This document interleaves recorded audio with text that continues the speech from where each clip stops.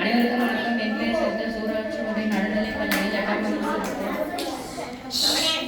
பெருந்தலைவர் காமராஜர் பற்றி சிறு தகவல்கள் கூற வந்துள்ளோம்.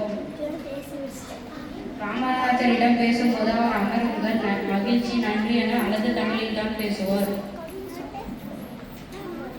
காமராஜர் இந்திய ஆட்சியில் என்று முன்னோடியாக இருக்கிறார் என்று முன்னாள் குடியரசுத் தலைவர் பாபு ராஜேந்திர பிரசாத் சொல்லியிருக்கிறார். நேரு, சர்தார் பட்டேல், சாஸ்திரி உள்ளிட்ட வட மாநில தலைவர்களுடன் பேசும்போது மிக மிக அழகான ஆங்கிலத்தில் பேசுவதை பலரும் கேட்டு வாயடைத்து போய் இருக்கிறார்கள். தமிழ்நாட்டில் எந்த ஊர் பற்றி பேசினாலும் அந்த ஊர் ஜாதி பெயர் என்று விருப்பங்களை பற்றி துல்லியமாக பேசுவார்கள்.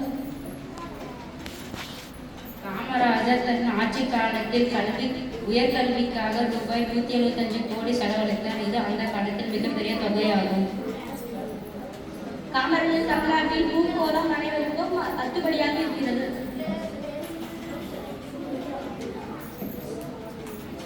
சட்டத்தை காரணம் காட்டி எந்த ஒரு மக்கள் நலத்திட்டத்தையும் இடத்தை போட காமராஜர் அனுமதித்ததே இல்லை.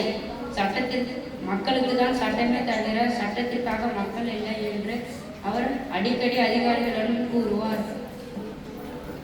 காமராஜர் 4 சால்களை படிக்கும் போது எந்த ஊரில் என்ன பிரச்சனை என்பதை உன்னிப்பாக படித்து அந்த ஊருக்கு சென்று நெடுவே மக்களுடன் விவாதிப்பார்.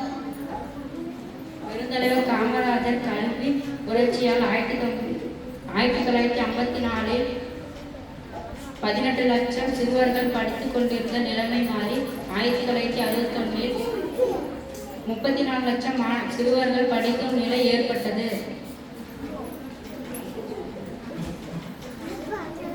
காமராஜர் மாணவர்களுக்கு நன்றாக படிக்கும் மாணவர்களுக்கு இலவச ஸ்காலர்ஷிப் கிடைக்குமாறு பெருந்தலைவர் காமராஜர் ஆட்சியில் நடைபெற்றது. நன்றி.